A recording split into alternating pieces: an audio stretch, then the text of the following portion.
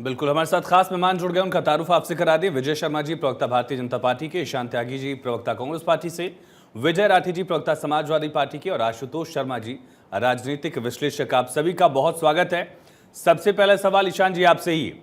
बड़े नेताओं की लड़ाई भले इस फेज में आपके लिए है, लेकिन एक ही सीट पिछली बार इस फेज के हिसाब से अगर देखा जाए कांग्रेस पार्टी जीत पाई थी, वो रायबरेली की सीट है। इस बार किन आंकड़ों की उम्मीद कांग्रेस कर रही है? आयुष भाई देखिए, इस बार का चुनाव अलग है। इस बार का चुनाव जो है उसमें जनता को ये मालूम है कि कौन मुद्दों की राजनीति कर रहा है, कौन मुद्दों के नाम पे वोट मांग रहा है, कौन आम जनमानस की आवाज उठा रहा है, कौन आम जनमानस के जो मुद्दे हैं उनके लिए लड़ने का काम कर रहा है और कौन झूठ बोलने का काम कर रहा है। किसने वादा खिलाफी की है, प्रधानमंत्री जी ने वादा खिलाफी की है, ये जनता को मालूम है। पहली बात तो ये।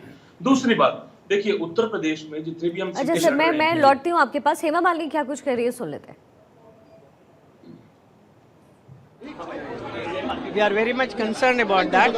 So we have done maximum publicity for people to come and vote, and all over India, everywhere, all the celebrities have already also requested.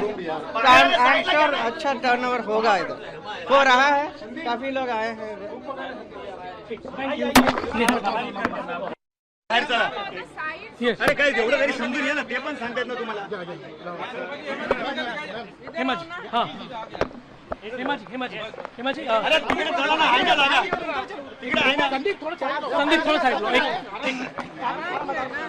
Urgent है। हेमाजी, आज मतदान हो रहा है, क्या अपील करेंगे अधिक से अधिक संख्या में? अधिक से अधिक लोग आए, इसके लिए हम लोग जल्दी आए, ताकि आप लोगों के जरिए ये जो पब्लिसिटी होगी कि हम लोग मतदान करने आए। हम भी आए थे, धर्म जी भी आए, यशा आई है, हमारे परिवार के सब लोग आए हैं।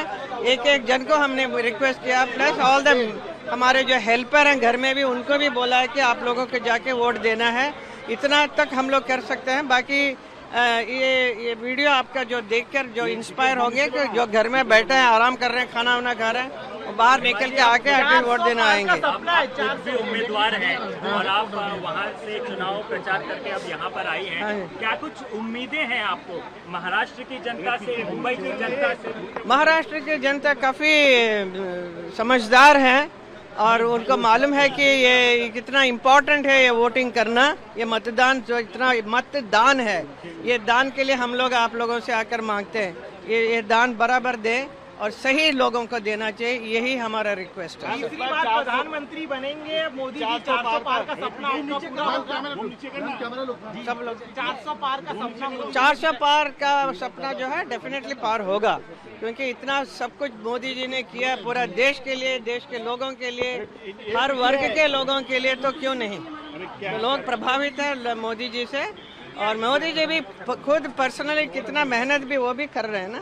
ऐसे कोई प्रधानमंत्री आज तक नहीं देखा जो इलेक्शन के टाइम पे इतना वर्कआउट कर रहा है। ईशा जी, आप भी मतदान करना है, पहले तो आप आम जनता से क्या अपील करेंगे? पहले यही कहूँगी सबसे कि ज़रूर हमारा हक है, बाहर आइए, वोट कीजिए, क्योंकि अगर आप वोट नहीं करते हो और बाद में कहते हो कि सही नहीं हुआ या सही हुआ, तो ये आप पर है। एक एक वोट मायने रखता है और आपका हक है, तो ज़रूर आज का दिन निकल के आके वोट कीजिए। भारत का सपना प्रधानमंत्री मोदी जी ने दिखाया, आपको लग रहा है कि ये समय है सारे सपने में सारे लोग शामिल? जी, उन्होंने जितना किया है हमें सबको दिख रहा है, वो बहुत कुछ कर रहे हैं और अच्छे से कर रहे हैं, और उनका जो ध्यान हमारे भविष्य के जनरेशन्स पर है, वो बहुत ही खास बात है उनके बारे में।